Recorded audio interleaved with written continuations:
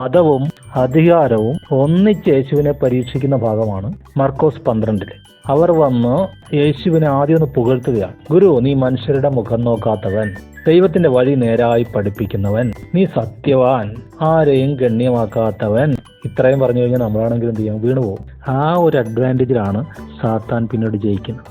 നാബോത്തിനെതിരെ ഇസബേൽ എന്ന് പറയുന്ന ദുഷ്ട സ്ത്രീ ഒരുക്കിയ തന്ത്രം ഇത് തന്നെയാണ്. അവിടെ ഒരു സഭായോഗം വിളിച്ചു, അവിടെ ഒരു ഉപവാസം പ്രഖ്യാപിച്ചു.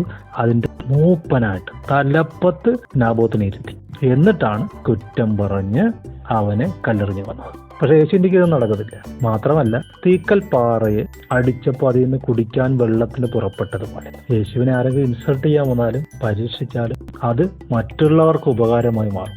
യേശുവിനെ പരീക്ഷിച്ചപ്പോൾ നമുക്ക് കിട്ടിയ പാഠങ്ങൾ നോക്കിക്കുക. അവർ യേശുവിനെ പരീക്ഷിക്കുകയാണ്. ഗുരു, കൈസർക്ക് കരം കൊടുക്കണോ വേണ്ടയോ? ഇത്രയും പുകഴ്ത്തിയിട്ടാണ് ചോദിക്കുന്നത്. കൊടുക്കണമെന്ന് പറഞ്ഞാൽ ജനത്തിന് ഇവനോട് ഇഷ്ടക്കേടാവും. കൊടുക്കേണ്ടെന്ന് പറഞ്ഞാൽ ഹെരോദ്യർ കൂടെയുണ്ട്, കുറ്റക്കാരനാവും.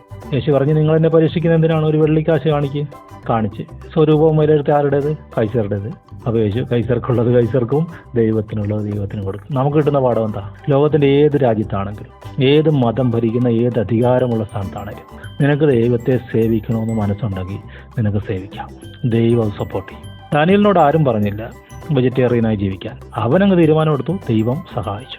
ജോസഫിനെ ആരും നിർബന്ധിച്ചില്ല പാവത്തിൽ നിന്ന് ഓടാൻ. അവനോടി, അതവന് അനുഗ്രഹമായിട്ട് മാറി. ഇനി ഒന്നോടെ നോക്കിക്കേ, ഈ സ്വരൂപവും മേലെഴുത്തും ആരുടേത്? കൈസറുടേത്. അതിന്റെ മറുവശം നോക്കിക്കുക, നീ എന്ന് പറയുന്ന വ്യക്തിയുടെ സ്വരൂപവും ഇമേജും ആരുടേതാ?